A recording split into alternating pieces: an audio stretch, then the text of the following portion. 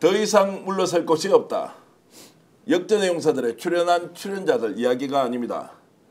이재명 민주당 후보 이제 마지막 남아있는 8일 그리고 이번 주 목요일 사전투표까지 정말로 물러설 공간이 단 1cm도 없다라는 각오로 죽기 살기로 마지막 승부를 건다.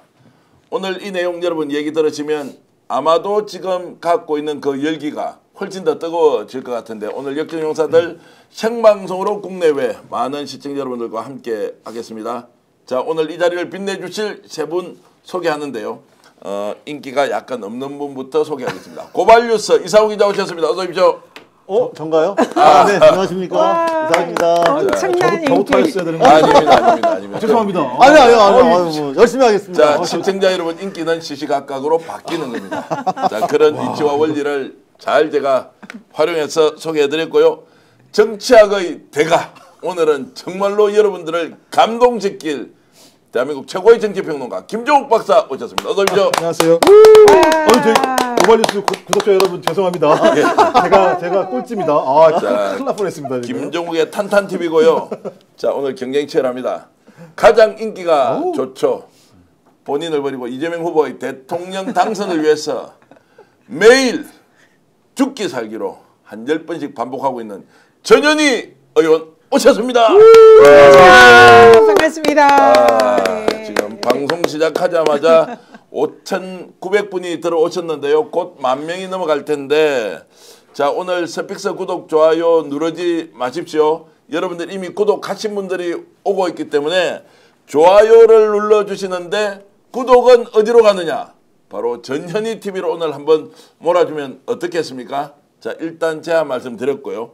이유에 대해서는 좀 이따가 하고 우리 PD가 지금 너무 일찍 저런 걸 띄우면 안 됩니다. 방송 한참 하고 나서 띄워야 하는데 오늘 지금 뭔가 절박함이 있었습니까? 혹시 전현희 TV가 아니고 이재명 후보 때문에 이걸 띄웠다면 제가 이해를 하는데요. 일단 전현희 TV 여러분 구독해 주시면 고맙겠고요. 자, 이제 세 분과 함께 열심히 한번 달려보겠습니다. 어디로 가느냐? 오늘 중앙선관위에서 재외국민투표에 대한 결과를 발표했는데요. 어떻게 나왔느냐?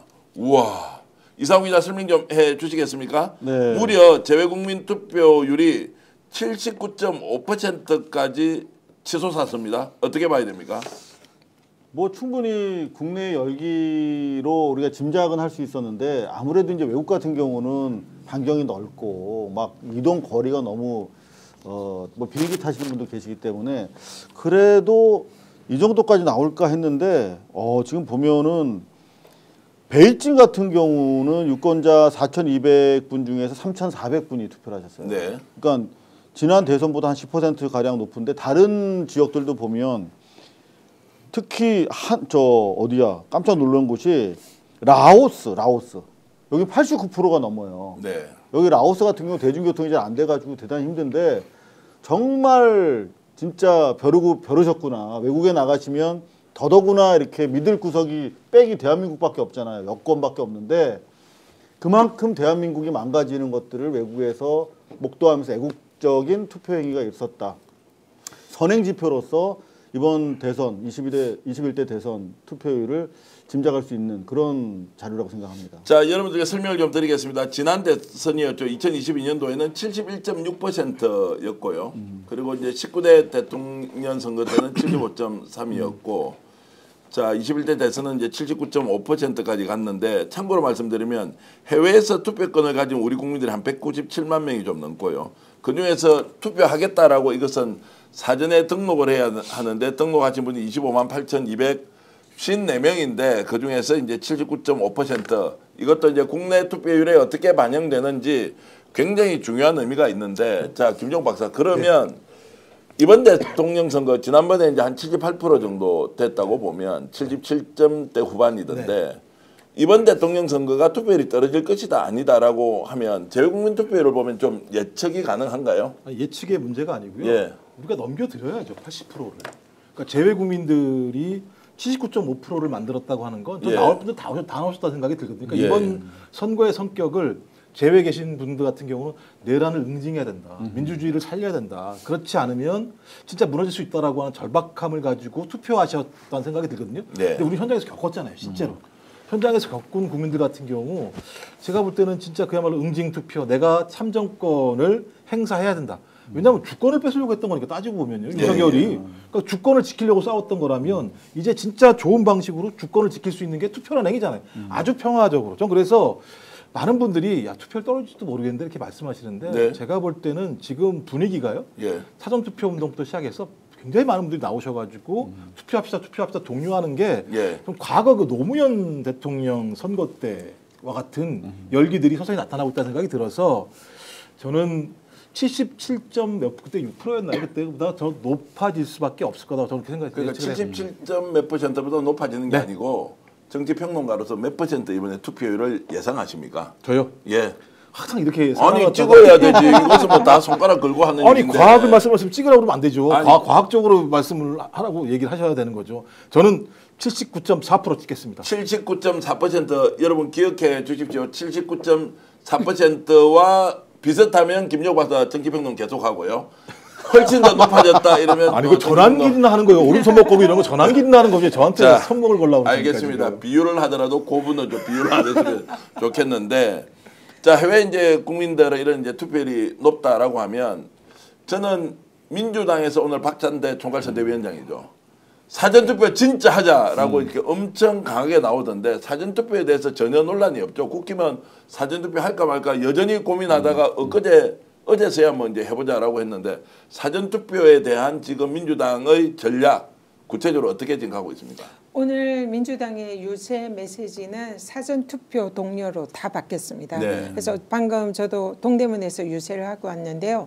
그 발언하는 이 발언자들 모두 사전투표 동료 반드시 사전투표해서 이번에 서울에서는 적어도 83% 이상 투표를 만들어내고 그리고 와. 전국적으로는 80% 가까운 투표율을 이번에 반드시 만들어야 된다. 그래서 투표율이 이미 국민들이 투표를 하려고 내란 정권을 심판하려는 이런 준비가 다 되어 있고 또 그런 이제 국민들의 열망을 사전 투표에 담아서 투표율 80% 가자. 지금 이게 저희들 희망 사항입니다. 자 현장에서 이렇게 이제 선거운동을 하시면 네. 야 이제 민주당 이겼기 때문에 안 가도 되겠다 또는 야 이 정도 이제 표 차이 많이 나는데 좀 쉬자 이런 분위기가 단 0.1%라도 느껴지십니까?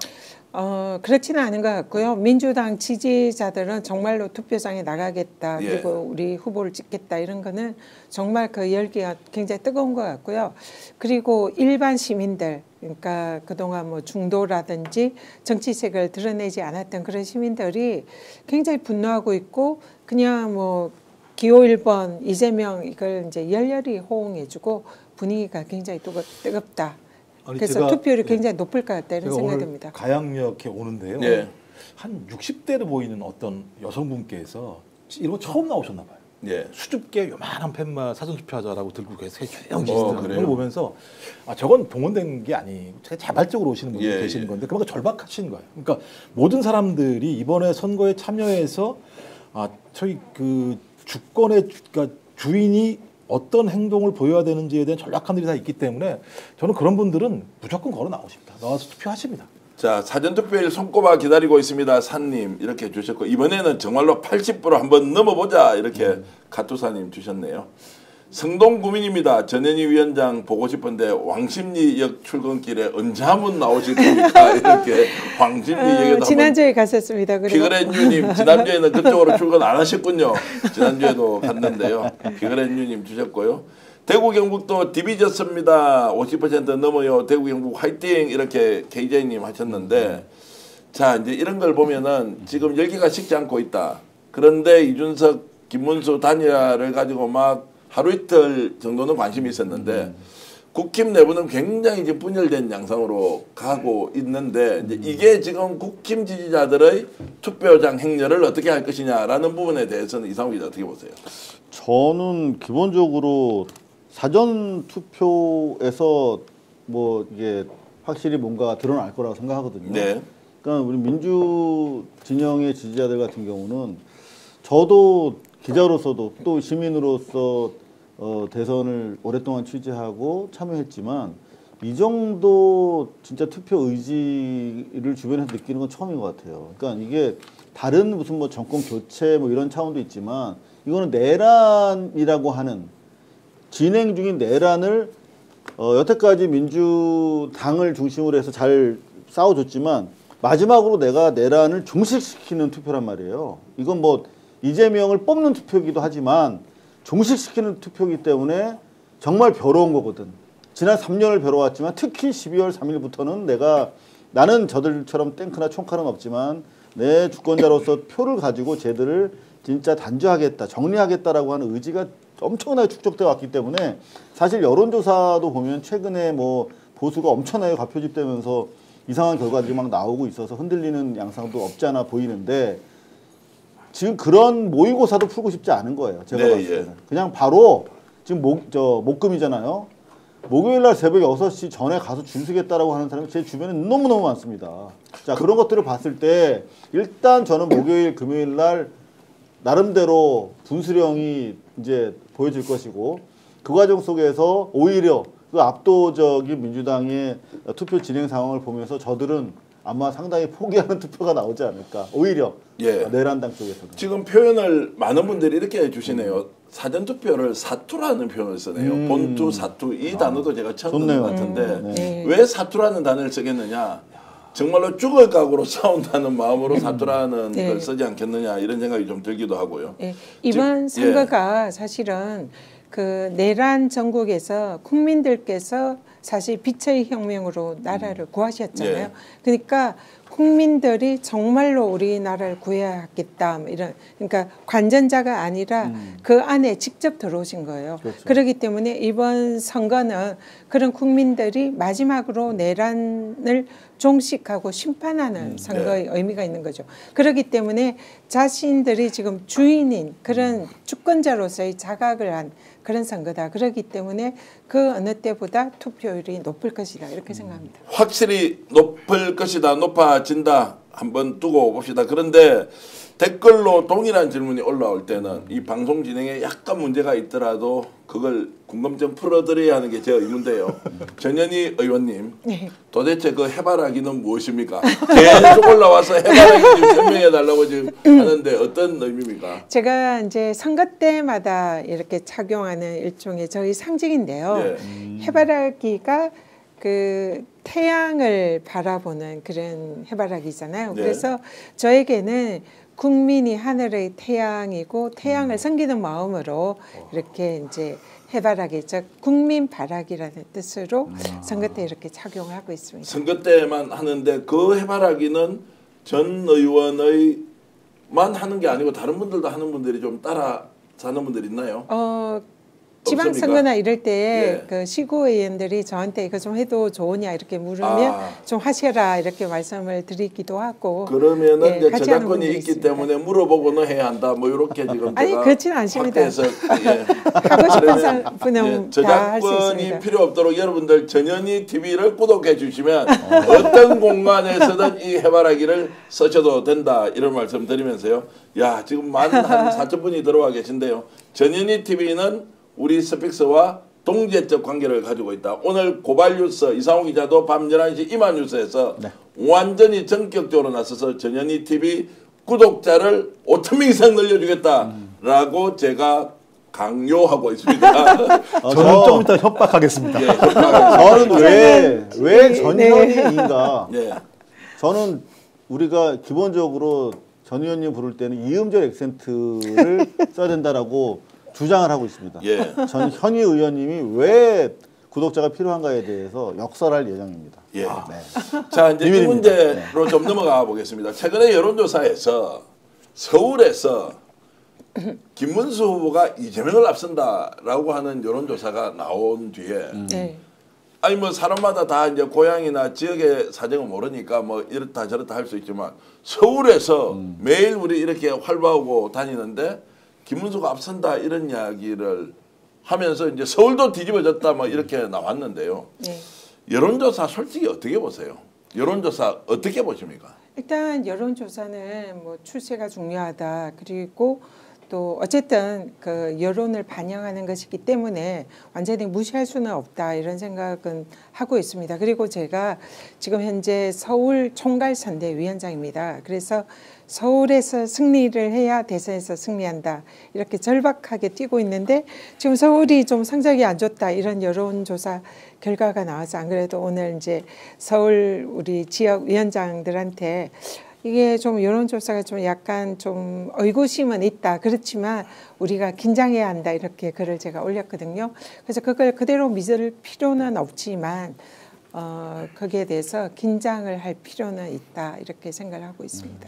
김정욱 박사님 좀 화끈하게 얘기해 주시죠. 아니 그 서울에 뒤집어졌습니까? 아니, 말도 안 습니까? 아니, 말도 안 되는 소리야. 그러니까 제가 서부 측은 견고하다. 매번 말씀드립니다. 예. 이번 전국 선거에서 서부 측은 견고하다. 서부 측이 어디냐? 서울, 경기, 인천, 충청, 호남 라인이 매우 견고합니다. 네. 그러니까 저부터 여기는 완벽하게 응징 투표를 하려고 준비한 지역이고요.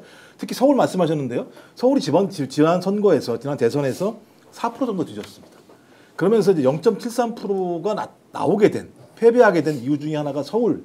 그러니까 경기의 4% 정도의 승리, 5% 정도의 승리를 갖다 까먹은 것 때문에 상당히 문제가 많았었는데 서울 시민들도 다 알고 계세요. 그리고 서울 시민들 같은 경우도 조사 보면 어떤 조사는 과반이 넘고 어떤 조사는 40% 후반입니다. 그러니까 제 얘기 뭐냐면 일단 충청권까지는 과반 라인들이 거의 정리가 됐어요. 그러니까 과반은 누구를 찍느냐? 이재명 후보를 찍는데 이재명 후보를 찍는 이유는 뭐냐? 그중에는 이재명 후보를 좋아하는 것도 있습니다만 내란을 응징해야 된다라고 하는 생각들이 매우 강하기 때문에 여기는 견고하게 뭐 호남은 제가 볼 때 이미 자 우리 준비 완료 세팅만 해줘 갈게 이런 분위기인 거고요. 전 그래서 그러니까 말씀하신 것처럼 선거를 뛰시는 분들은 끝까지 긴장의 끈을 놓치지 말아야 됩니다만 저도 뭐 선대위에 뭐 특보로 있긴 있습니다만 제가 그래도 여론조사 같은 걸 쭉 봐왔었기 때문에 여론조사의 흐름이라고 하는 것이 큰 사건이 있지 않는 한 거의 흔들리지 않는다. 이게 대체적인 흐름인데 지금까지 큰 사건이 벌어진 게 아무것도 없어요.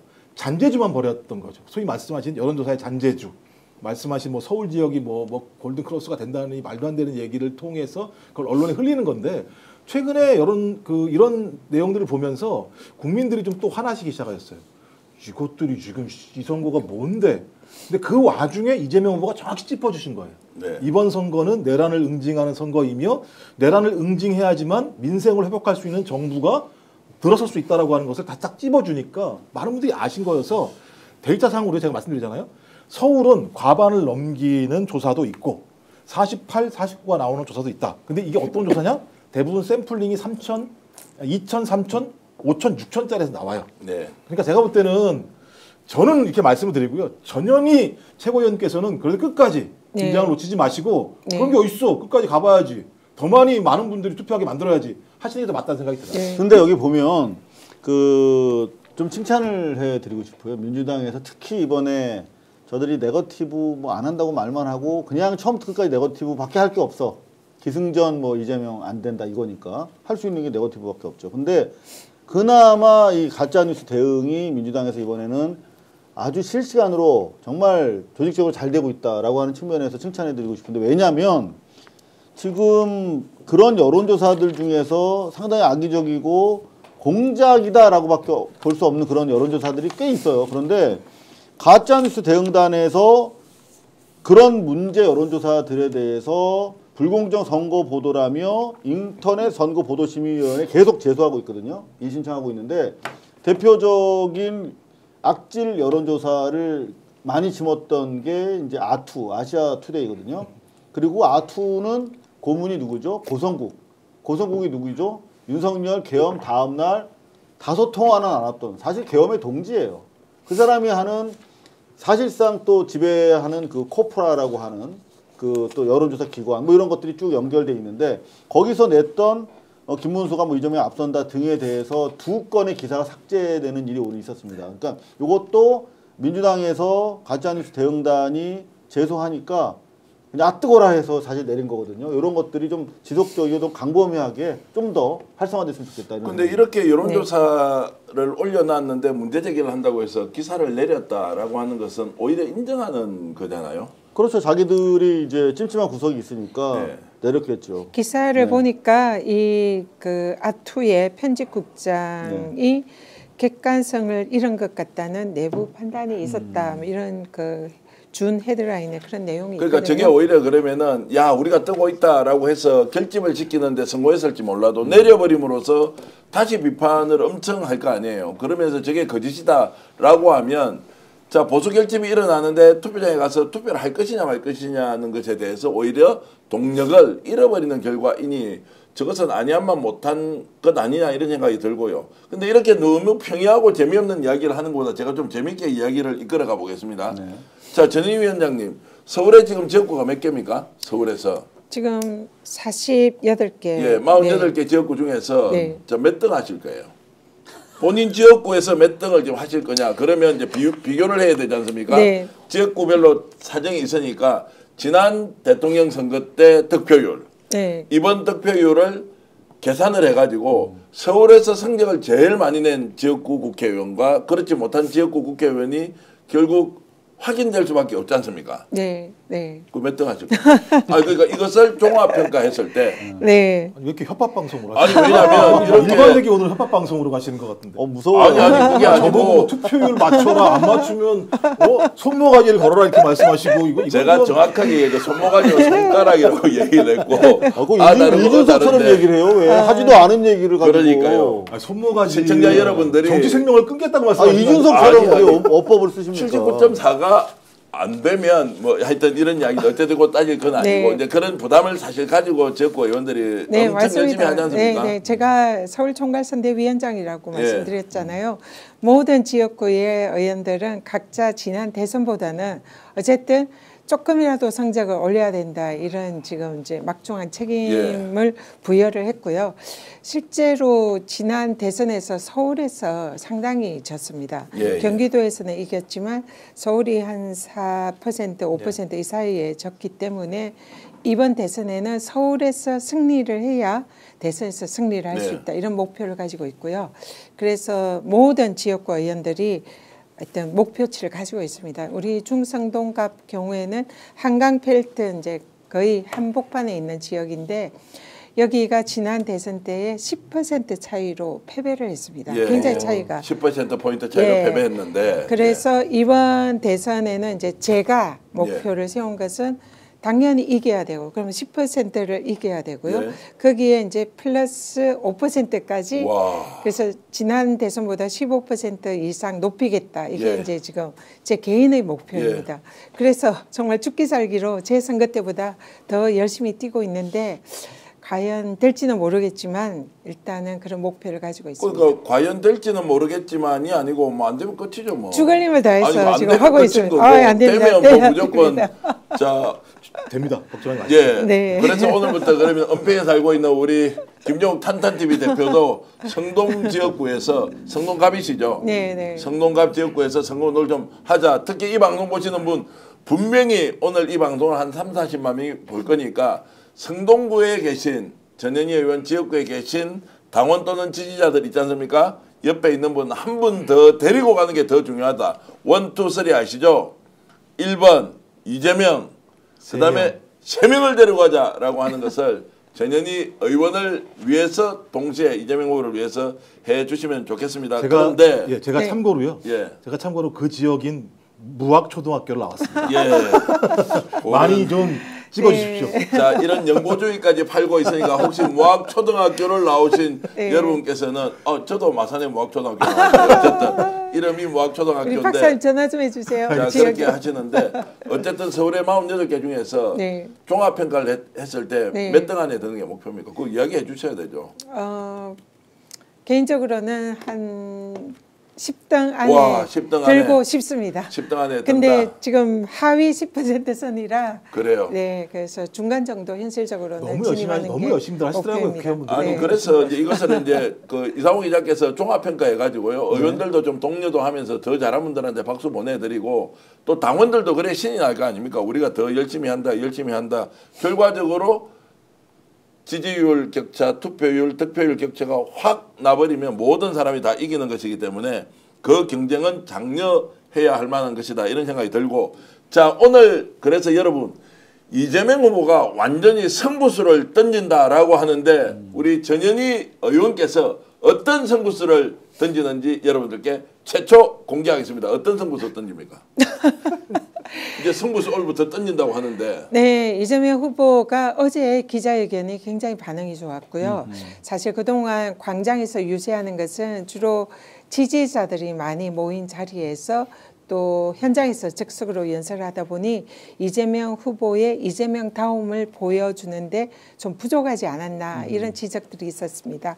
근데 어제 기자회견 때 반응이 굉장히 좋았고 야 이재명이 다시 살아 돌아왔다. 이재명의 사이다. 그런 면모가 보인다. 이래서 반응이 좋았고 또 토론도 내일 마지막으로 이제 지금 곧 토론이 있습니다. 네. 그래서 후보께서 지금 일정을 대폭 이제 줄여서 네. 토론에 일단은 집중을 하시기로 했고요.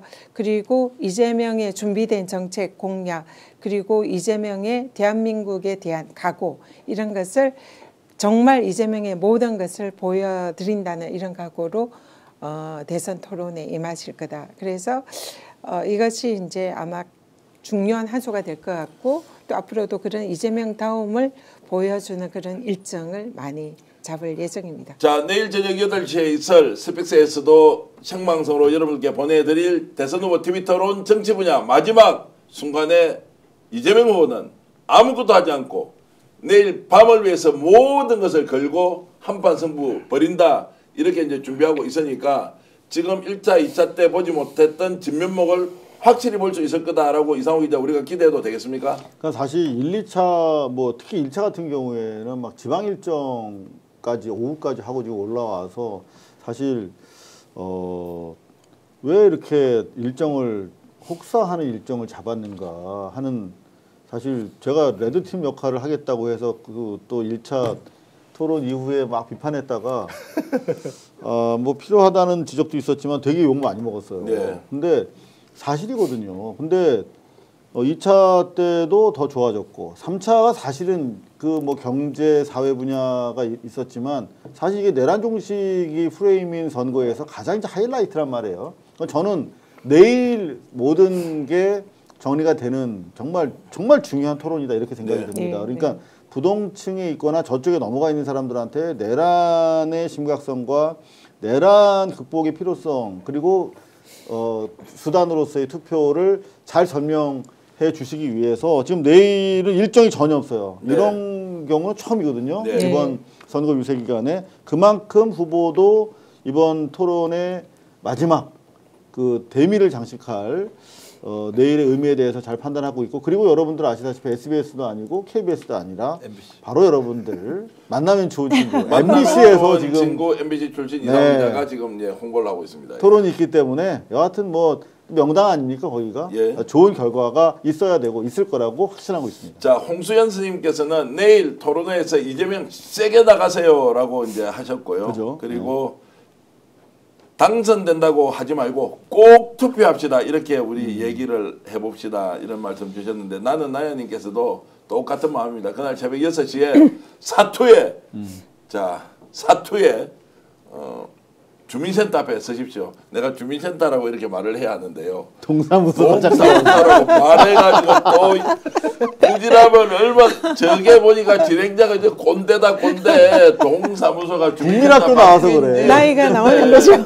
아니 동사무소라고 얘기할 수도 있는 거지. 아니 그게 아니에요. 주민센터로 바뀐 지가 언젠데 동사무소 앞에서 줄을 서냐고 동사무소가 어딨냐고 센터는 미국 말이잖아요. 동사무소 손 우리말이고. 자 그렇게 해서 어쨌든 주민센터에 함께 뵙기로 하고요. 내일 올인해서 모든 것을 한다고 하는데 자 그래서 이제 기대를 듬뿍 하겠습니다. 그리고 이재명 후보가 좀 더 많은 언론과의 접촉 기회를 통해서 국민의 궁금증을 직문직답 방식으로 좀 전환할 것이다 라는 얘기도 들리니까 그것도 한번 지켜보기로 하고요. 하나 더 제가 말씀드리면요. 내일 토론이 정말 중요한 게 우리 이상호 기자님 말씀하신 대로 내란 종식시켜서 헌정 질서를 바로 세울 후보라는 것을 국민들에게 알려드리고 각인시키는 게 중요한 의미가 있고 또 하나는 두 번째로 이번 대선 직후에 인수위가 없이 바로 본선에 투입이 돼야 되잖아요. 그렇기 때문에 미리 정말 준비를 해서 실전에 바로 투입될 수 있는 그런 준비된 후보가 유일한 후보가 이재명 후보다. 이런 것을 그래서 정책적 역량과 준비된 그동안의 공약 이런 내공을 보여줄 수 있는 그런 중요한 시간이다. 그래서 이것을 보여주기 위해서 우리 이재명 후보께서 모든 일정을 취소하시고 지금 여기에 이제 토론에 집중하고 있다. 이렇게 말씀드리겠습니다. 자, 그러면 이제 우리가 좀 이야기를 바꿔봐야 하는데 우선 19,000분 가까이 들어와 계신 여러분들께서 주신 의견 하나하나 다 읽어드리지는 못하지만 자, 우리 성동의 이영심님 정말 고맙습니다. 이영심님이 뭐라고 했는지 알아요? 동주민센터래. 주민센터 아니고 동사무소라고 했는데 동주민센터라고 해서 아이고 이영심님 화이팅. 또 특히 성동이시네. 성동도 화이팅. 예, 고맙습니다. 이재명 응원합니다. 투표합시다. 온유 인내님 행정복지센터다라고 하시는데 하여튼 어떤 말이든 제가 이제 바꿔서 정확하게 명칭을 기억하겠습니다. 내일 토론할 때 김문수, 이준석 가차없이 받아 쳐버리십시오. 강서님 이렇게 주셨고요. 토론할 것도 없는 듯 싶어요. 정말로 맞아. 수준이 떨어져서 이다영님 이런 말씀 주셨는데 고맙습니다. 신명래님, 횟집 사장님, 홍정웅님, 문영조님, 야 가영님, 기영님 이렇게 이제 의견 주고 계신데 사실 제가 방송하면서 여러분 저도 나이가 조금 있는데요. 이게 글 보면서 읽기가 참 어려운데 그래도 내가 눈에요 쌍심지를 켜고 이렇게 보면서 하나라도 제가 더 읽어드리려고 하는데 야. 무악산 전기를 이재명 후보에게 드립니다. 이분은 그 무악초등학교 무악산 옆에 있어요. 아닙니다, 아닙니다. 그러면 마산에 아닙니다. 있는 내가 졸업한 네, 무악초등학교 있는 무악산이다. 무악산 힘찬 전기 뭐 이런 건데요. 야, 자 그리고 IBH님은 전 대표 전현희 의원님께 안부 전해주세요 하면서 이재명도 화이팅이다라고 하셨는데 인기가 좋으시네요. 방송용 멘트로 제가 하는 것이 아니라 실제로 좋은 거 많이 지금 글이 올라오고 있는데. 자 홍정욱님이나 여러분들 지금 전현희 TV 오늘은 좀 구독 좀 꼭 해주십사라는 부탁 제가 드리고요. 아이고 얼마나 간절한지 제가 그냥 사진 하나 띄워드리겠습니다. 한번 보십시오. 이게 지금 전현희 TV에 나오는 아니 이거 말고 제가 아까 카톡으로 보내드린 거 있는데 예 이거 한번 보십시오. 이게 전현희 TV예요. 이렇게 해놨습니다. 전현희 의원 얼굴이 없고 이재명 후보 얼굴이 저렇게 나와 있는데. 참 얼마나 간절한 이유는 하나입니다. 서울에서 1등 하고 싶으면 본인이 또는 이재명이 대통령 되기를 바라는 마음에 아예 대문 사진을 이재명 후보 얼굴을 만들어 놓고 있는데 전현희 TV 구독해 줄 만한 충분히 가치가 있지 않습니까? 이런 말씀을 드리면서 제가 이제 다른 주제로 좀 넘어가야 되겠습니다. 자, 오늘 이제 단일화 문제를 좀 이야기를 해야 하는데 김종 박사. 단일화는 김문수, 이준석 단일화는 끝난 거죠? 저는 아직까지 여지는 남아있지만 생각했던 것만큼의 수준에서는 다운된 것 같다라고 저는 생각을 해요. 그래서 이 효과는 누가 만들어냈냐? 제가 볼 때는 그쪽이 만들어낸 게 아니라 이재명 후보가 만들어낸 것 같아요. 니네들 단일화하면 그 단일화는 내란 세력 재결집이야. 할 땐 해봐. 이렇게 얘기를 하면서 그러니까 단일화라고 하는 구도가 보수의 결집이 아니라 내란의 재결집이라고 하는 프레임을 확 바꿔버린 상황이거든요. 네. 이건 되게 무서운 겁니다. 왜냐하면 이준석 같은 경우는 마찬가지입니다만 자기가 여기서 어떤 형태로든지 보수라고 하는 공간에 들어가서 자기 입지를 장악하기 위해서 소위 이 단일화라고 하는 부분들을 갖다 자기 계산상에 올려놨던 건데 야 이거 잘못했다가는 완전히 이런 내란 세력으로 찍혀버리겠는데 또 특히 중요했던 거 뭐냐면 12월 3일날 4일날 너 뭐 했어? 이게 또 되게 중요했어요. 네. 또 소리 뒤지게 지르더만 국회의원이 왜 국회의사당에 들어가서 소위 계엄 해제하는데 투표 참여하지 않고 밖에 있었어 라고 하는 부분들과 관련해서 본인이 계속 이 얘기를 하면 할수록 내란 세력에 동조한 사람으로 이미지가 낙인 찍힌다라고 하는 부분들이 있었고 제가 알기로는 내부에 엄청나게 많은 외부 요구들이 들어갔습니다. 그 계산 안 나와.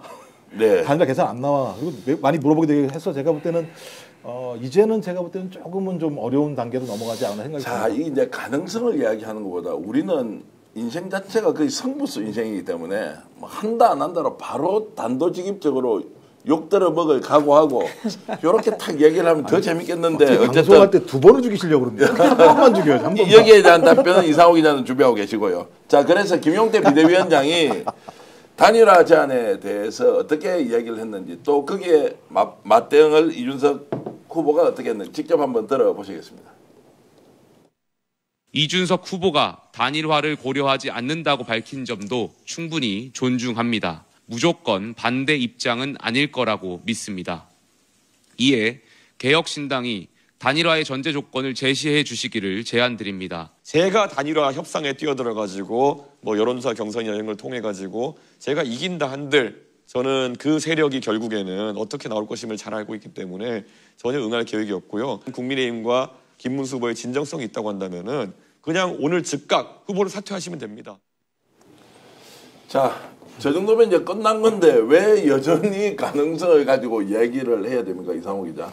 저는 이재명 후보의 답변을 가지고 대신하고 싶어요. 그러니까 이재명 후보도 좀 보고도 받을 것이고 자기가 또 직접적으로 통찰을 가지고 지켜보고도 있을 텐데 어제 기자회견을 통해서도 자기는 후보는 단일화할 거라고 전제를 하고 있어요. 근데 저는 이게 적어도 내란 세력 종식이라고 하는 시대 정신을 집행해야 되는 책임 있는 후보로서는 그렇게 보수적이고 최악의 상황을 고려하면서 한 발 한 발 나아가는 것이 맞다라고 생각을 합니다. 따라서 지금 저들은 본질적으로 지금 말로는 자기는 내란 세력에 얽히고 싶지는 않지만 내란 세력이라는 걸 다 알고 있기 때문에 그런 이재명 대표의 최악의 상황을 가정한 매우 용의 주도하고 지혜로운 어떤 그 퇴로 차단 정책이 사실 먹혀서 이렇게 시간을 끌고 있지, 저는 마지막까지라도 가면은 어떤 식으로든 자기가 드랍을 하는 형식으로라도 저는 단일화를 이뤄낼 거라고 생각해요. 왜냐하면 지금 이렇게 돼서 만약에 지난 대선처럼 찢어져서 졌다? 그러면 자기가 정치적 명분이 없는 거예요. 어찌 보면. 자기가 지금 저는 명태균이랑 홍준표 3인이 계속 스그이하면서 이 난국을 헤쳐나가고 있을 거라고 생각하는데 저들의 입장에서 난국이겠죠. 또 오세훈이 내일 지금 소환 통보가 됐단 말이에요. 명태균 리스트에 오세훈이. 그럼 남은 건 자기들인데 어떻게 활로를 모색할 것인가라는 차원에서 결국은 거대 야당이 될 내란당과 연합하지 않으면 자기 존재 기반이 없다고 판단할 것이고, 그래서 저는 자기가 모든 걸 내려놓는 선에서 마지막 아주 극적으로 저는 단일화 여전히 가능성이 대단히 높다고 생각합니다. 자, 이재명 후보가 단일화 한다라고 일단 던진 것이 신의 한 수다라는 얘기도 있습니다. 단일화를 아예 못하게 그냥 쐐기를 박아버린 것 아니냐. 이상호 기자 의견하고 좀 다를 수도 있을 것 같은데 전 의원께서는 어떻게 보십니까? 단일화를 쐐기를 이제 못하게 박는 것보다는 제 생각에는 단일화를 하더라도 단일화의 효과를 완전히 반감시킨 그런 효과는 있다, 이렇게 생각합니다. 그리고 제 개인적인 생각도 결론은 단일화를 할 가능성이 매우 높다. 단일화를 한다, 이렇게 보고 있고요. 김문수 후보는 단일화가 굉장히 지금 절박한 상황이고 그렇기 때문에 후보 빼고는 다 주겠다. 이게 지금 김문수 후보 측의 입장 아닙니까? 그런데 이제 이준석 후보의 경우에는 사실상 단일화를 안 한다 이러지만 속마음은 후보를 주면 단일화 할 수도 있다, 하겠다, 이런 입장인 것 같고요. 그리고 후보직이 아니라도 당권을 준다는 확실한 보장만 있으면 단일화 하겠다, 이런 생각일 것 같다고 생각이 들고, 왜냐하면 이준석 후보는 보수의 사실상의 맹조가 되고 싶고 그러려면 국힘에 들어가야 된다, 이런 생각을 하고 있을 것 같아요. 그렇기 때문에 이번에 최대한 그 마지막까지 버티면서 자신의 몸값을 올려서 전리품을 최대한 많이 챙겨서 가장 막판에 단일화를 할 가능성이 매우 높다, 이렇게 생각합니다. 랑님께서 이준석은 단일화한다 한 표, 유영수님 100% 단일화합니다, 이렇게 주셨고요.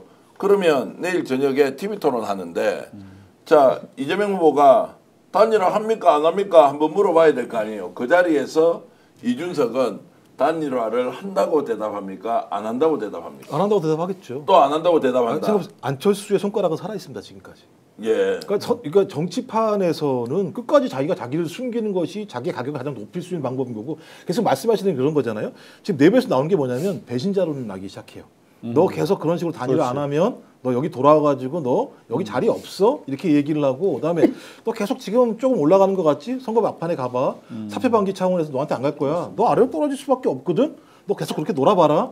너 그럼 평생 너 배신자로 찍힐 거야 라는 얘기를 김재원 비서실장이 나와서 직접 얘기해요. 진짜로 라디오에서. 그럼 걔가 다삭 들어오는 거죠. 자, 그게 배신자론이고. 그렇죠. 배신자론이죠. 그다음에 사표, 그러니까 사표 방지 차원에서 왜냐하면 지금 이준석과 김문수 두 편은 확장성이 있는 게 아니고요. 예. 서로 나눠먹는 싸움이 희속 게임이 벌어지고 있는 상황이에요. 예, 예. 그래서 만약에 지금 이 상황이 가서 교착 국면의 상황이 벌어지게 되면 어떤 형태든지 사표 방지 차원에서 한쪽으로 쏠림 현상이 발생할 수밖에 없는 상황이다. 그렇게 되면 한쪽은 작살나는 거예요. 예를 들면 이준석 같은 경우 자기가 지금 10%라고 거들먹대고 있습니다만 실제로 5%에서 7%대로 막혀버리게 되면 그게 거의 그렇게 갈 것 같다고 생각이 들 때 자기가 단일화하지 않고서는 생존할 길이 별로 존재하지 않는 상황입니다. 그러니까 아직까지는 시간이 있으니까 계속 자기의 가격을 높이기 위해서 나는 절대 단일화 없어. 나는 적어도 내란 문제와 관련해서 차별이 있어라고 말을 하는 것 같지만 내심 지금도 계속 카드는 갖고 있다고 생각하는 건데 네. 말씀하셨던 것처럼 환경이 그전보다는 좋지 않아졌다라는 차원의 문제인 거고요.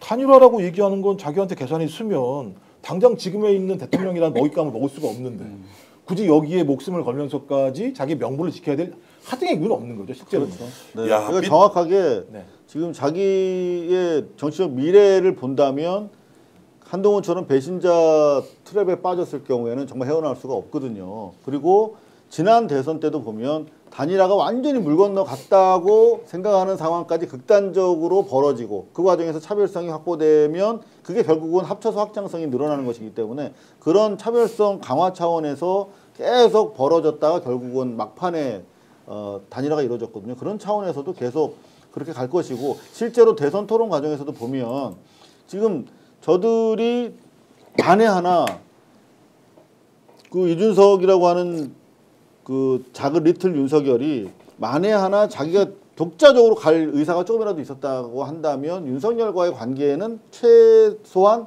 확정적으로 금을 걷어야 되거든요. 그런데 그거 하지 않고 오히려 이재명에 대한 네거티브에만 집중했단 말이야. 그거는 결국은 정치적인 방향성이 김문수와 같다는 것 드러난 것만 봐도 이미 저들은 말로는 단일화 안 하겠다고 하지만 같은 길을 가고 있다. 그 말씀을 들으면서 야 제가 참 순진한지 아직도 세상 물정을 잘 모르는 건지 끝났다고 생각했는데 그렇지 않다고 말씀드리니까 쑥 빨려 들어가요. 아 이렇게 진짜 단일화 또 하는구나 이렇게 봤는데 HJ님께서는 배신자 되기 싫어서라도 끌려 들어간다. 웬만하면 단일화 할 것인 비트코리아님. 디아지틀님은요. 아예 시간까지 정해놨습니다. 새벽에 단일화한다. 새벽에 단일화한다. 이렇게 하셨고요.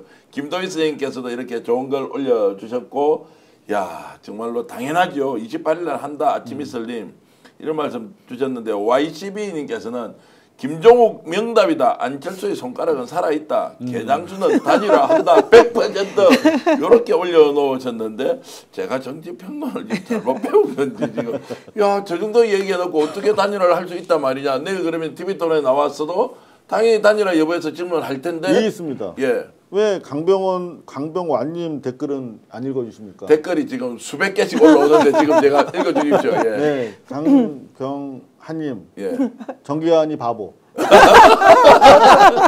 야 이렇게 요 권도중래님도 이렇게 올리셨는데 개환이 행님 중심 좀 잡아주이소 이렇게 올려놨는데 야 이게 중심을 내가 단일화 한다 철수 손가락 건다 김남행장군님께서 김남행장군님도 주셨고요. 야 준석이 캐비넷 있네 이런 말씀 28일에 단일화 할 거지요. 뭐 여러분들이 단일화에 대해서 얘기를 하고 계신데 결국 단일화를 한다 그러면은 단일화의 결과가 표의 이탈이 될 것인데 자 그 경우에도 표의 결집은 양쪽 다 됩니까? 아니면 오히려 이재명 후보를 지지하는 사람이 더 강력하게 결집을 할 것 같습니까? 어떻습니까? 일단 이준석 후보가 왜 단일화를 할 수밖에 없냐면 이준석의 성장상 내란 세력 프레임보다는 배신자 프레임이 자신의 정치적 미래에 훨씬 치명적일 거다 이렇게 생각하고 유승민 전 의원의 경우를 지켜봤잖아요. 그렇기 때문에 지금 배신자 프레임에 말려들지 않기 위해서 단일화할 가능성이 매우 높다. 거의 할 것이다 이렇게 보고 있고요. 그렇다 하더라도 대세는 크게 지장은 없다 이렇게 생각합니다. 예, 예. 민주당의 경우에는 이미 단일화를 할 것이다 생각하고 최악의 경우까지 대비를 그동안 쭉 해왔고 그리고 실제로 단일화를 하게 되면 이준석 후보의 표가 김문수와 이재명에게 사실상 나눠서 이렇게 간다 이렇게 보고 있거든요. 그리고 또 일부는 아예 투표를 하지 않거나 아니면은 뭐 이제 사실 그 다른 표로 가거나 뭐 이런 이제 흩어지는 표가 꽤 있을 거다 생각합니다. 그래서 이준석의 표가 그대로 김문수에게 가지는 않기 때문에 그 단일화로 인한 그 김문수의 표가 가는 것은 효과가 훨씬 적을 것이고 이재명 후보에 미치는 영향은 사실상 단일화 효과는 미미할 것이다. 예. 저희는 이렇게 보고 있습니다. 알겠습니다. 답변하기 어려운 질문 제가 이상호 기자한테 좀 물어보겠습니다. 네. 이상호 기자님 질문이 있습니다. 자, 홍준표가 갑자기 이준석 지지한다고 해버렸습니다. 네. 그럼 이것도 단일화를 알고 이준석 지지를 한 것으로 봐야 되느냐? 아니면 진짜 김문수 싫다 나는 김문수 싫어. 이준석 너가 그냥 미래 권력이야. 나한테 한 표 던진다. 이거 어떻게 지금 해석하면 됩니까? 기본적으로 김문수가 대선에서 지면 생각을 해보세요. 이준석까지 그 과감하게 두 자릿수 지지율을 포기하고 밀어줬는데도 졌어. 네. 김문수가 만약에 그렇게 믿습니다만. 네. 그러면 김문수한테 정치적 미래가 있을까요? 저는 없다고 봅니다. 예. 그렇다면 이제 미래 권력인 이준석이 국힘당 내란당의 상당한 명분을 가지고 있는데 홍준표가 있지 않습니까? 홍준표가 둘이 만약 합친다면 유승민은 아니지만 홍준표, 이준석이 합친다고 하면 앞세대, 뒷세대에다가 강성, 뭐 온건 뭐 이렇게 여러 가지로 포장이 가능하겠죠. 그래서 저는 당권을 장악하는데 큰 어려움 없이 누가 얘기했던가요? 트로이의 목마가 될 거라고 네. 이준석이 저 홍준표를 반기는. 저는 그 부분을 고려해서 당권으로 자기들 방탄을 치겠다라고 하는 아이디어를 좀 명태균이랑 셋이서 짜고 있다 이렇게 강하게 의심합니다. 저는 여기 예. 답변 드릴 수 있습니다. 아, 좋습니다. 네, 해주십시오. 네. 이 부분을 저는 굉장히 흥미롭게 보는데요. 홍준표 전 시장이 처음에는 파란 넥타이를 맸습니다. 예. 하와이에 가서 그래서 약간 이재명 후보의 손을 들어주는 듯한 그리고는 그 다음에는 특사가 가고 난 뒤에 빨간 넥타이를 매면서 김문수 후보를 약간 지지하는 듯한 그런 이제 모습을 보였다가 지금 이제 이준석이 사표가 아니라 미래에 대한 투자다 이렇게 또 발언을 하면서 이준석은 이게 저에 대한 지지 감사하다 이렇게 했거든요. 근데 저는 아니라고 봅니다. 지금 국민의힘의 중진들과 기존의 대선 후보들은 대선 이후에 당권 투쟁을 하고 있다 이렇게 보고 있습니다. 그래서 홍준표도 당권을 염두에 둔 발언이고 그래서 홍준표의 이번에 발언은 김문수와 또 이준석 둘 다 매기는 발언이다. 예. 그래서 양쪽 다 약간 덩거리를 유지하면서 너네들 대선은 안 될 거고 당권도 안 돼. 그러면서 그 지지자들 향해서 그 자기에게 홍준표에 대해서 지지를 할 수 있는 여지를 이번 이 발언으로 김문수의 지지자도 끌어당기고 이준석의 지지자도 끌어당겨서 사실상 다음 당권은 나야라고 하는 그런 밑밥을 깔고 있다. 저는 이렇게 알겠습니다. 봅니다. 자, 잘 알겠고요. 그런데 이제 발을 담궜으니까 진짜 어려운 질문 하나. 네네. 아니 그러면 홍준표는 지금 뭐 하와이 가서 그 전에 뭐 하와이 간다 만다 하면서 탈당도 하고 이랬잖아요. 대구에서 정말 시장 잘 해먹고는 서울 시민으로 돌아오고 하면서 말이 많았어요. 그런데 총리설이 갑자기 나왔습니다. 이재명을 지지하는 듯한 발언이 나오면서 총리다 자기 총리. 자 이것은 이재명 후보 쪽에서 나간 겁니까? 아니면 홍준표가 자가 발전한 겁니까? 뭐라고 봐야 돼? 자, 홍준표 측에서 자가 발전한 것이냐, 이재명 캠프에서 실제 딜이 있었느냐, 요거 대답해 주십시오. 쉽지 우리 않네요. 이재명 캠프 쪽에서 그런 것을 검토한 적은 없다. 이 네. 정도로 말씀드리겠습니다. 그러니까 좀 더 가야 된다고. 검토가 안 했는데 왜 너 나와가지고 총리한다고 말이냐라고 했을 때 민주당이 적극적으로 방어하지 않았던 이유 혹시 추론할 수 있습니까? 뭐 제 생각에는 민주당에서 총리로 수용할 거라고 제가 볼 때 아이디어는 있을 수 있다고 생각이 들어요. 아이디어는 그냥 아이디어 차원에서는. 아 그런 얘기 할 수 있지 않습니까? 뭐 다 다 수용하고 있잖아요. 실제로 지금 125만 명 당원 중에 한 명이 그런 아이디어를 냈다. 예를 들어서. 아니 뭐 이 아이디어는 예. 선거 캠프의 아이디어는 계속 많이 나오는 거죠. 다양한 예, 방식을 통해서 포괄할 수 있는 범주는 어디까지 볼 거냐의 차이에 따라서 다르기 때문에 그런 아이디어는 있을 수 있겠죠. 그럼 그 아이디어가 여기서 매매 도는 건 아니잖아요. 여기서 돌고 저기서 막 돌다 보면 그런 것들이 주변에서 만나게 되면 그런 형태의 말로 튀어나오게 되고 쭉 던져보죠. 제가 볼 때 그렇게 던져본 네. 과정이 나온 거라 생각이 들기 때문에 그건 별로 고민할 필요가 없을 것 같다라는 생각이 들고요. 그냥 해프닝이다. 해프닝이고 홍준표도 활용을 한 거고 이런 식으로 예를 들면 그렇게 보시는 게 좋을 것 같아요. 제가요 이번 대선에서 뭐 우스개로 여러분 말씀드리면 이게 본질은 아닙니다. 제가 농담처럼 던지는 건데요.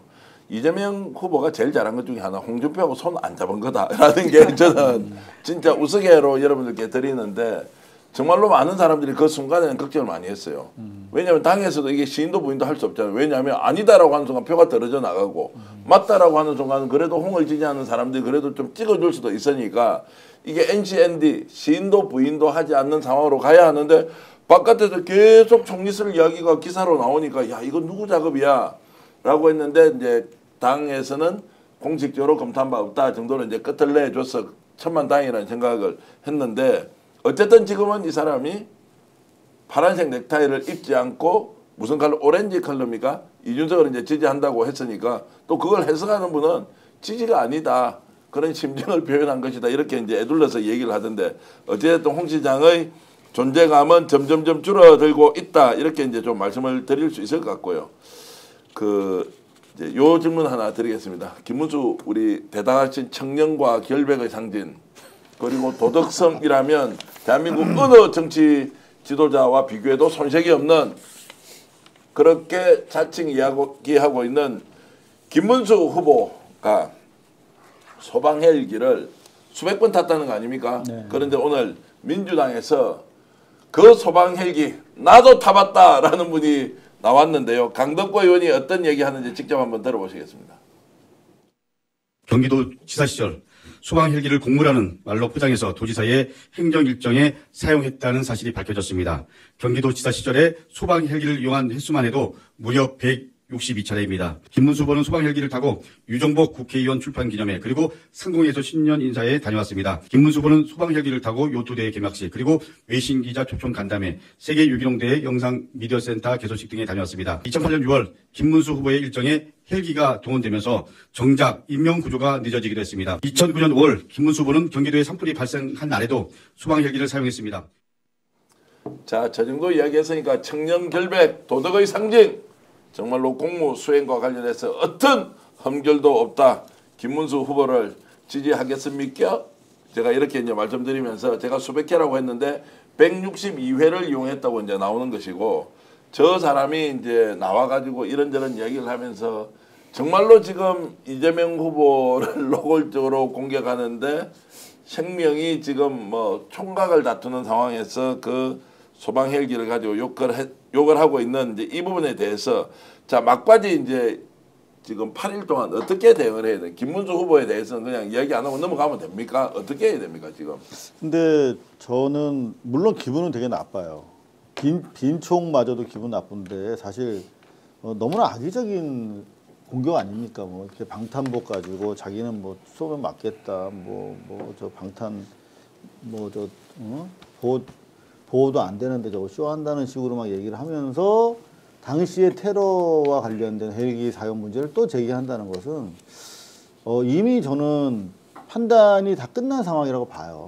근데 그걸 또 다시 저렇게 가져오는 부분에 대해서 하나하나 이렇게 대응하는 게 의미는 있겠습니다만 이건 캠프에서 하면 될 것 같고 후보는 새로운 아젠다를 만들어서 치고 나가야 한다라는 네. 생각이 듭니다. 사실 이런 헬기 문제 가지고 캠프에서 162회 그리고 딱 신속 대응단의 단장님이 딱 기자회견하면 딱 맞는다고 생각해요. 저 정도. 그리고 후보는 여기에서 맞장구 치면서 프레임에 이를테면 지난 2차 토론에서 또 호텔 경제학 다시 후보가 먼저 얘기 꺼낸 거는 조금 뭐 과하지 않았나.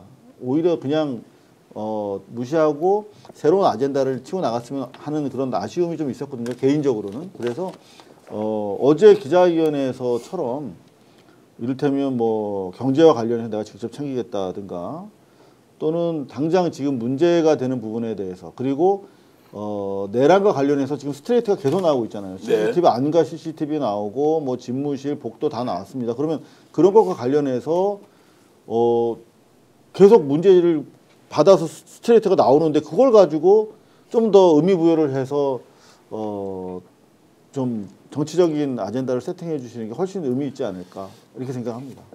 자, 제 생각에도 그 기자 그 간담회를 통해서 좀 도움받길 잘했다고 생각해요. 그러니까 잘 만들어 놓은 거죠. 그래서 저는 내일 정확히 헌정 수호 세력 대 헌정 파괴 세력의 대결이라고 12월 3일 4일 날 너 뭐 했어? 12월 7일 날 그 많은 국민들이 원할 때 탄핵을 원할 때 너희들은 뭐 했어? 그다음에 그 추위를 떨면서 내란 수계를 집어넣으려고 할 때 너희들은 뭐 했어? 저는 그 명확히 보여줘야 된다는 생각이 들어요. 그러니까 내일은 무엇이냐? 이번 선거가 왜 열렸냐? 이번 선거에서 우리는 무엇을 예를 들면 해소하고 어떤 미래로 갈 거냐? 이걸 명징하게 보여주는 거야 된다고 생각이 들고요.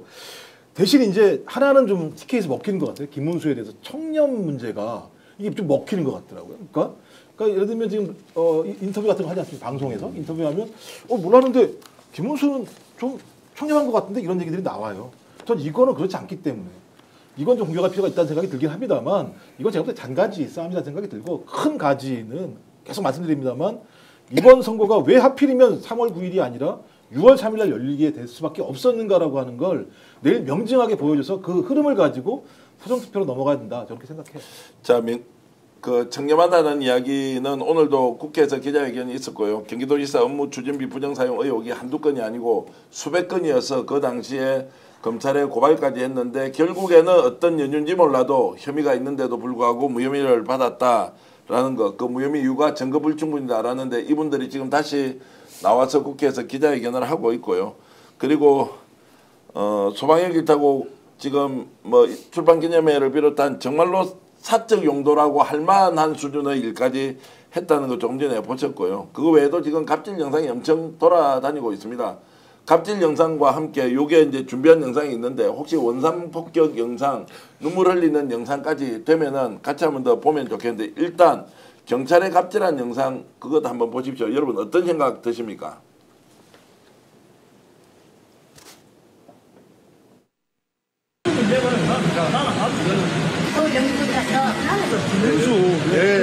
예, 제 아니다. 부장만 열어있냐는 우리가 뭘 해야지 나고 내가 기분인데 왜 가자 그러냐고. 이때부터 대한민국 경찰이 난 건강까지 생겼어. 대한민국 이거 천입니다. 신경감은 지가 생겨. 우리가 아니라 이러면 안 된다고 나는. 그러니까 제가 내가 국회의원 3번 해서 이제 뭐 좋게 이야기하면 성깔이 있다는 거 나쁘게 얘기하면 온데 가서 갑질만 한다 이제 이런 건데요. 저거는 사실은 갑질 문제가 아니라 보다 정확하게 말하면은 코로나와 관련돼서 격리 조치가 돼야 될 사람과 같이 이동하는 과정에서 경찰이 제지한 거거든요. 저거는 공식적인 공무를 방해한 불법적인 상황이에요. 그건 갑질 정도 수준이 아닙니다. 김문수를 위해서 해준 거잖아요, 저게. 네? 김문수를 위해서 해준 거잖아요. 공권력이 따지고 보면. 김문수의 건강을 위해서 해준 거 아니에요? 따지고 보면 저게. 아니 김문수가 아니라 김문수 옆에 있었던 사람으로 알고 있는데 여하튼 간에 그 법 집행을 방해한 것이죠. 자, 그래서 우리가 이제 원상 폭격 영상 많이 돌아다니고 있고요. 그리고 정광훈 내란 세력 오히려 극우극단의 상징인 정광훈과 함께 서서 눈물을 흘리던 것 그게 이제 지난번 TV 토론에서 엄청나게 논란이 됐지 않습니까? 거짓말했죠. 안 울었다고. 거짓말도 했고 그래서 이게 따질 필요가 없는데요. 오해하지 말고 들어주십시오. 이상호 기자는요 어디 가서 막 얘기를 하지 않습니까? 진실을 이야기해도 좀 의심스럽다 이런 게 있고요.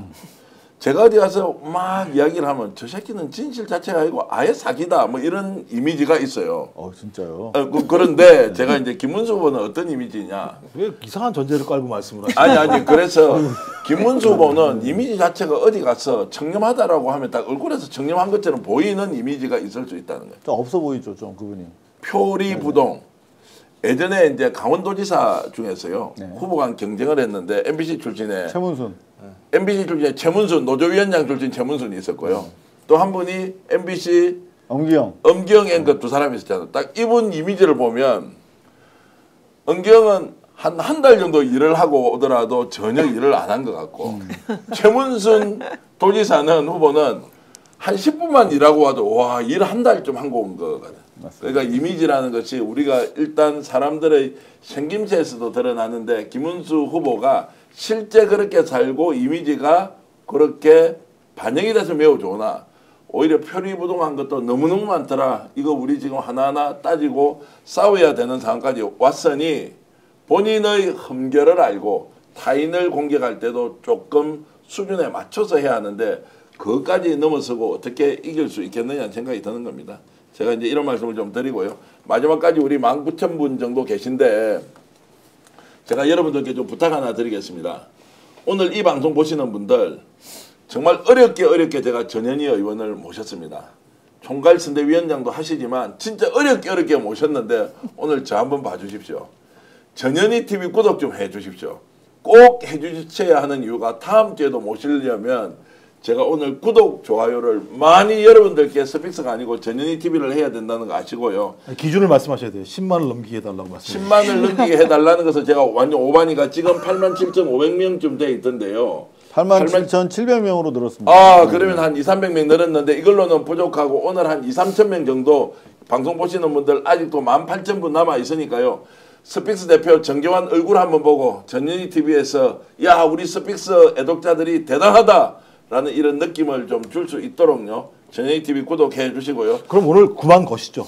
예. 9만을 거시죠. 9만 오늘. 좋습니다. 9만 걸고 못 걸면 내일부터 스픽스 방송 없어집니다. 그렇게 그런 정도로 할 테니까 여러분들 꼭 전현희 TV 구독해 주시고요. 전현희 의원이 엄청 열심히 활동하고 계신데 그래서 오랜만에 정말로 나오셨습니다. 시간이 너무 없어서 오시고 싶어 하는데도 못 모셨습니다. 그래서 오늘 전현희 의원 후원의 계좌도 저희들이 공개를 좀 해드리겠습니다. 지난번에 김상욱 의원 후원의 계좌 공개하니까 많은 분들이 또 도와주셔서 실제로 바깥에서 앉아서 김상욱 의원이 정말로 마음으로 고맙다면서 눈물을 이렇게 걸성걸성하고 민주당 입당해서 선거운동 열심히 하고 있는데요. 전현희 의원 후원 계좌도 농협 계좌입니다. 301-0343-8643-91이다. 야, 내가 이제 선전을 잘하니까요. 국회의원 전현희 후원회에 꼭 여러분들 좀 후원금으로 지원해 주시면 좋겠고요. 10만 원까지는 여러분 딱 내셔도 그대로 세액으로 세금을 다시 돌려받습니다. 연말정산할 때 돌려받으니까 10만 원까지 후원해 주셔도 괜찮겠습니다. 자, 제가 이렇게 이야기하는데 이상호 기자. 네. 우리 애독자들이 안 빠져나가요. 자, 88,000명 이제 올라섰습니다. 아, 근데 전현희 TV 구독하고 다시 이쪽으로 돌아오셔야 됩니다. 나가버리면 안 됩니다, 여러분. 전현희 TV 구독 누르고요. 이 방송도 아마 이제 보좌진들이 이렇게 잘라서 올려놓을 텐데, 자, 다시 돌아오셔야 되고요. 전현희 TV 구독해 주시면 스픽스 더욱더 열심히 달려가겠습니다. 야, 전현희 의원은 좋겠다. 죽기 살기로 홍보해 주니. 그리고 이상호 기자도 약속 하나 하시죠. 네. 오늘 고발 뉴스의 이마 네. 뉴스. 이만뉴스. 이만뉴스 밤 11시에 거기서도 한 5,000분 정도 고발뉴스 주 고객들 그 충성도 엄청 높습니다. 그렇게 이제 좀 해주시면 고맙겠습니다. 네. 제가요 이 휴대폰 하나를 공용폰으로 제가 그 업무용 전화번호로 제가 들고 다니는 제 이름으로 되어 있는 휴대폰인데요. 이 휴대전화를 번호를 공개했습니다. 010-8596-0073인데요. 010-8596-0073인데 와, 하루에 한 30-40분이 문자를 이렇게 주시고 있는데요. 오늘 주신 문자 애독자 참여 문의 010-8596-0073인데 모든 분들 제가 다 해드릴 수는 없지만 전주에서 유땡땡님께서 60대신데요. 본인이 지난 대선, 지난 총선 다 거의 맞췄다. 이번에 투표율 75.5%가 나오고 이재명 득표 54.5, 김문수 득표 35.8, 이준석 6.9, 기타 2.8 정도 된다라고 주셔서 근거가 있습니까? 라고 하니까 원래 은행원 출신이신데요. 이런저런 통계를 다 모아놓고 딱 보면 거의 맞을 것이다. 이렇게 해서 유땡땡님께서 주셨는데 이거 공개도 됩니까? 질문하니까 뭐라는지 알아요? 불법 아니면 공개하세요. 그래서 제가 불법이 아닐 거다. 왜냐하면 다 이제 예측치를 이렇게 이제 말씀을 드리는 것이기도 하니까요. 야, 그 말씀 드리니까 지금 바로 이 번호로 계속 전화가 들어오고 있습니다. 전화를 주시는 분들도 엄청 놀라실 것 같은데 여러분들 의견 있으면 이렇게 댓글 주시면 좋겠고요. 여러 지역에서 선거운동 이렇게 하면 좋겠다. 이재명 후보 내일은 90%는 말을 하고 듣는 거를 10%만 하라. 자기 말을 좀 많이 할수록 더 좋은 것이다. 이제 이렇게 의견을 주시는 분도 계시고요. 정치 분야 토론인데 이재명 후보님의 전략을 90% 정도 밝히고 10%만 답변했어라. 답변 계속 하니까 오히려 이재명 후보의 진가가 드러나지 않더라 이런 거고요. 맞아요. 제가 조금 전에 전화번호 공개하니까 지금 이 전화기가 막 불똥입니다. 계속 오는데 그래도 저희들은 고객 여러분들, 애독자 여러분들과 함께 이렇게 소통하면서 도대체 세상이 어떻게 돌아가는지 질문 하나하나 또 의견 하나하나가 정말 깜짝 놀랄 정도로 정치평론가 이상의 고견들을 내놓으시더라 이런 말씀 드리고 있습니다. 야, 김수영님 고맙습니다. 이미 구독은 전에 했다는 거예요. 지금 구독했다. 야, 김영도님도 고맙습니다. 여러분들이 지금 구독하고 있다. 그리고 양유님께서 10만 더 가자 이렇게 주셨는데요. 야, 마음 같으면은 어디 지금 다른 데도 홍보를 해가지고 구독자를 좀 늘려드리고 싶은데 전현희 의원 그렇게 열심히 죽기 살기로 뛰고 있습니다. 여러분 기억해 주시면 고맙겠습니다. 제가 역전의 용사들 광고를 잠깐 해야 하는데요. 현금으로 128만 원까지 혜택 드리는 인터넷 비교원 댁에서요. 인터넷이나 휴대폰 그리고 정수기 렌탈 할 때요. 다른 데 묻지 마시고 현금 지원 가장 많이 하는 인터넷 비교원으로 서경석을 생각해서 전화해 주시면 좋겠습니다. 자, 서경석의 인터넷 비교원 우리 지금 댓글창에도 나가고 있고요. 인터넷 비교원을 통해서 여러분들이 가정에서 필요한 것 바꿀 때는 꼭 현금 지원 인터넷 48만 원, 휴대폰 50만 원 그리고 정수기 렌탈 시에는 30만 원 지원받을 수 있습니다. 자, 그리고 자세한 내용은 1670-2572를 통해서 상담받으시거나 네이버에 인터넷 비교원 검색하시면 됩니다. 두 번째 광고입니다. 자, 참치 플랫폼인데요. 참치 먹는 참치가 아니고 이 참치는 참여하는 정치의 약자인데요.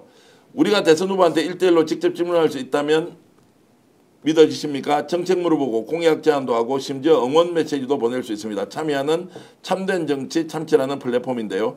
우리 대선 후보가 어디서 언제 유시하는지 찾기 힘드시죠? 후보 유시 일정도 실시간으로 확인 가능해서 언제 어디서나 만날 수 있습니다. 정치 이제 구경만 하지 마시고요.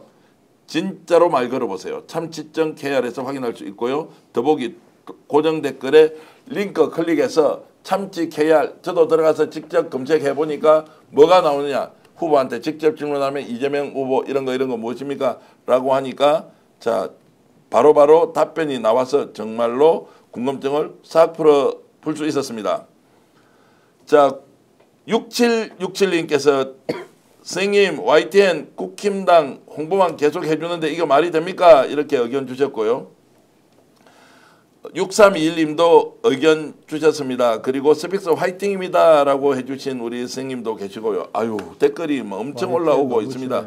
자 9833님 고맙습니다. 조국천 선생님 그리고 9993님 야 9993님 이렇게 해주셨네요. 연식이 좀 오래된 스픽스 애청자입니다. 뭐 이렇게 이제 주시고 9904님도 전화를 주시는데 죄송합니다. 제가 이게 진행이 원활치 않은 거는 읽고 있는데 계속 전화번호가 떠가지고요.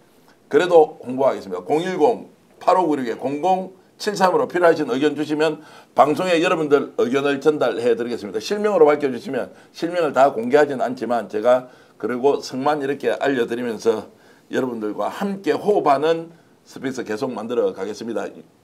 이재명 정부의 출범이 중요한 것이 아니라 그 이후에 정말로 우리가 더 많은 일을 해야 한다. 이런 생각으로 뛰고 있는데요. 전현희 의원님 오랜만에 나오셨는데 만족하십니까? 일단 너무 감사드리고요. 예. 그냥 책임감이 더 커졌다. 네. 그래서 반드시 이 응원과 성원을 서울에서 압도적인 승리로 우리 국민들에게 또 스픽스 시청자 여러분들께 보답드려야겠다. 이런 생각하고 또 정기한 대표님께도 그런 마음입니다. 너무 고맙습니다. 제가 솔직히 말씀드리면요. 저한테 고마울 이유 하나도 없고요. 스픽스가 지금 뭐 단기간에 이렇게 142만 명 된 거는요. 저희들이 잘하는 요만큼이고요. 지금 이 방송 보시는 분들이 응원하고 격려해 줄 분이 이만큼 온 것이고 오늘 혹시 구독자가 전현희 TV에 많이 늘었다면 그거는 스픽스나 이상호 기자나 우리 김정욱 박사는 콩만큼 한 거고요. 구독해 주신 시청자 여러분들이 전현희 의원을 좋은 정치인으로 키우고 있다. 국민주권 시대를 여는 것은 바로 국민 여러분들이고 유권자 여러분, 우리 방송 시청자 여러분들이기 때문에요. 우리는 여러분들의 뜻과 마음에 맞춰서 최선을 다하겠다. 예, 저는 먼지니까요. 예. 김종욱의 탄탄TV는 기억만 해 주십시오. 오늘은 전현희 TV의 스픽스가 몰빵. 자, 그래서 제가 오늘 역전에 하면 용사들 해주시면서 마지막에는 몰빵인데 우리는 몰빵을 2개를 해야 됩니다. 하나는 이재명 후보의 당선에 몰빵, 두 번째 전현희 TV의 구독자를 늘리는데 몰빵, 이렇게 하는데 제가 역전에 하면 용사들 하면서 시청자 여러분들과 함께 국내외에서 우렁차게 몰빵을 외치겠습니다. 역전에 용사들 몰빵! 오늘 방송 어떠셨습니까? 마음에 들었다면 구독, 좋아요로 스픽스를 응원해 주십시오. 여러분들의 구독, 좋아요는 가장 큰 힘이 됩니다. 스픽스 구독, 좋아요.